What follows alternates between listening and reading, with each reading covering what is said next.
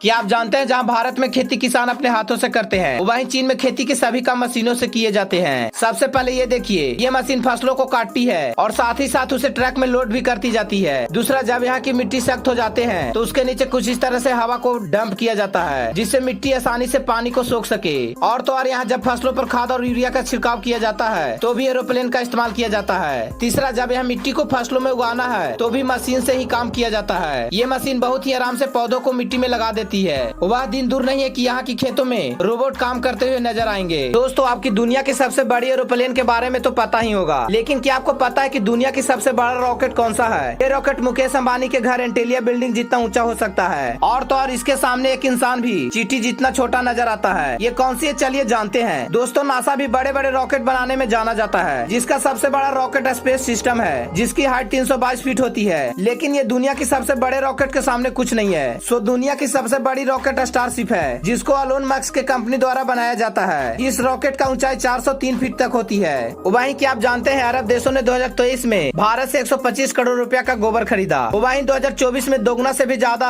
भारत से गोबर 4 करोड़ का खरीदा गया। इस साल 2025 में 1000 करोड़ से भी ज्यादा गोबर एक्सपोर्ट करने का अनुमान है। इस गोबर का इस्तेमाल ज्यादातर खजूर की खेती करने के लिए किया जाता है। अरब के देश इस गोबर का पाउडर तैयार करते हैं और उसके बाद खजूर के पेड़ों की जड़ों के पास डाला जाता है, जिससे फसल की गुणवत्ता में सुधार होती है और उत्पादन भी बढ़ता है। वहीं आयुर्वेदिक दवाइयाँ बनाने में भी गौमूत्र का इस्तेमाल होता है, जिसके कारण भारत बड़ी मात्रा में गौमूत्र का एक्सपोर्ट कर रहा है। इससे भारत के लोग करोड़ों नहीं बल्कि अरबों रुपए छाप रहे हैं। वहीं क्या आप जानते हैं, चाइना में चलने वाली मेट्रो अलग अलग ही होती है, बल्कि भारत में तो एक ही जैसे मेट्रो चलती है। चाइना में कीड़े जैसे 2 डिब्बों वाली मेट्रो और कई जगहों पर मोनो रेल मेट्रो चलती है। और तो और यहाँ उल्टी लटकती हुई मेट्रो देखने को मिल जाएगी। आखिर इसके पीछे क्या कर रहे हैं, चलिए जानते हैं। तो दोस्तों, जो मेट्रो भारत में चलती है वो साइज में काफी लंबी होती है, लेकिन चाइना में कुछ ऐसे शहर भी हैं जो पहाड़ी इलाकों पर बसे हैं। ऐसी जगह पर मोनोरेल आसानी से चल पाती है और यहाँ इनको चलाना कम खर्च होता है। वहीं चाइना में कम आबादी वाले क्षेत्र जहाँ बहुत ही कम लोग मेट्रो की ट्रेवल करते हैं, जिसकी वजह से वहाँ ऑटोनोमस मेट्रो बनाई गई है, जिसमें सिर्फ 2 ही डिब्बे लगे होते हैं।